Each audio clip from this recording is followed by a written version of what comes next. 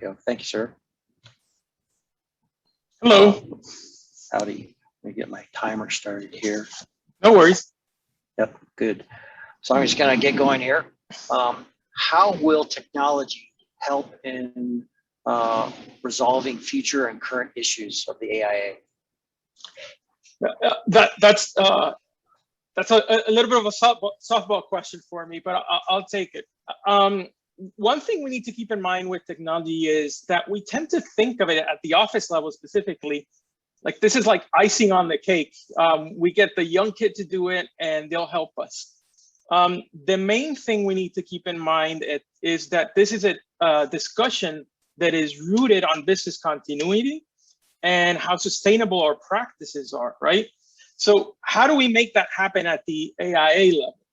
At the institute level, we need to, I would say, accelerate the discussions that we've been having, very similar to what a few of our colleagues have mentioned with the True Wind Capital and the construction documents deal.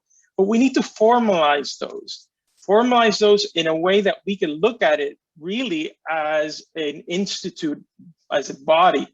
That means that resources would need to be developed and both in terms of people and funds to be able to have these discussions and figure out ways of how to get these learnings, these pieces of knowledge into the hands of components and practices throughout. Because the main issue that I see is how someone in a small to mid-sized firm is able to do and overcome these challenges if they don't even have access to the resources, the tools, and the knowledge required to do that. And I think we can play an active role in that. Instead of doing it a little bit tangentially, we'll do it a little bit more directly. Super, thanks. Can you share some specific examples on how AIA may elevate its efforts in fostering innovation nationally and at the local level? Sure. So an example I give with that is a practice innovation lab that the YAF put together a few years ago, and I had the opportunity, and I would say honor, of being a part of that cohort when that happened. I actually attribute that event with opening the window to someone like me, had spent 12 years in traditional architectural practice to pursue an architecture adjacent career in technology at a very large building product manufacturer.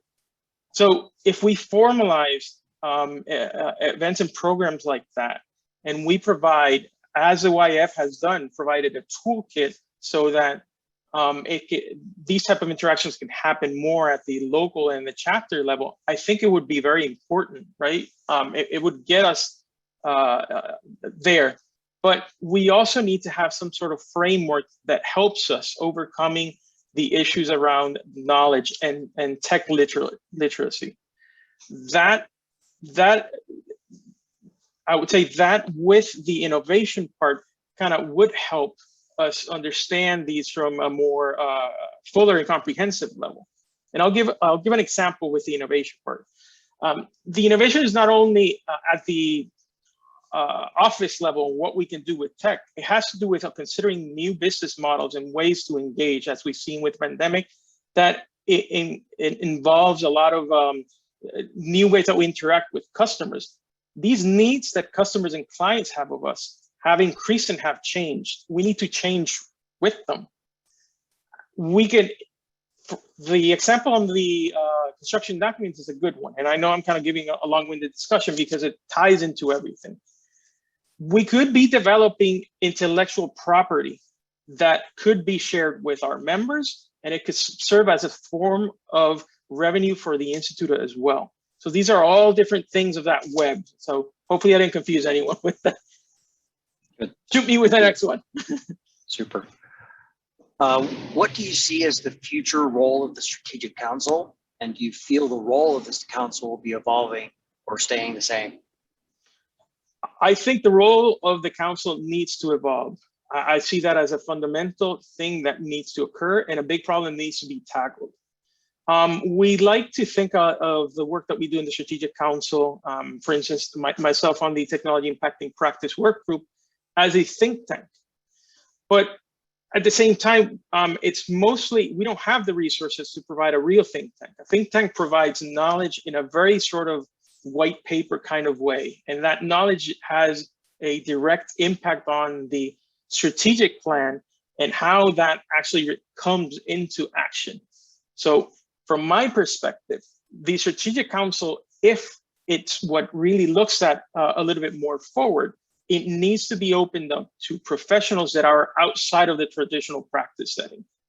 We need to look for these voices that are already happening in the market that could help us overcome a lot of these changes and that really could serve as our brain trust in guiding a lot of these discussions. But more importantly, from people that have practical knowledge on how a lot of these innovations and changes occur. A lot of those just happen to be outside of our field, and we need to acknowledge that we're not the center of the universe, that we need help of others in overcoming a lot of these things. So, yeah. Great. We got about a minute left here. I got one more for you. I think we can squeeze in. How can the AIA evolve to embrace and empower its members in non-traditional practice? Yeah, obviously that's one that I feel very, very strongly about. I think we need to open up opportunities in a very honest way and look for these folks that are outside of the norm. I, to some extent, represent a small but very growing sector of practice that we are increasingly going to be reliant on in order to function as businesses, right? So, for instance, when I started my Bites and Mortar blog, of course, right now it's a little bit more on the candidate side of things, but the idea is that we use it as a means of providing resources to folks that have the type of skill set that I have, that are architectural technologists, generative designers, these people that are redefining how practices are going to happen. Those are the ones that we need to have as principals of firms, as strategic partners, in order to be able to maneuver around all these changes, right? So I would hope to hear a lot from each and one of you and every one of you. I want to talk to you about how to make this happen. So feel free to reach out to me, and thank you for the opportunity, Bill, and the AIA. Thanks for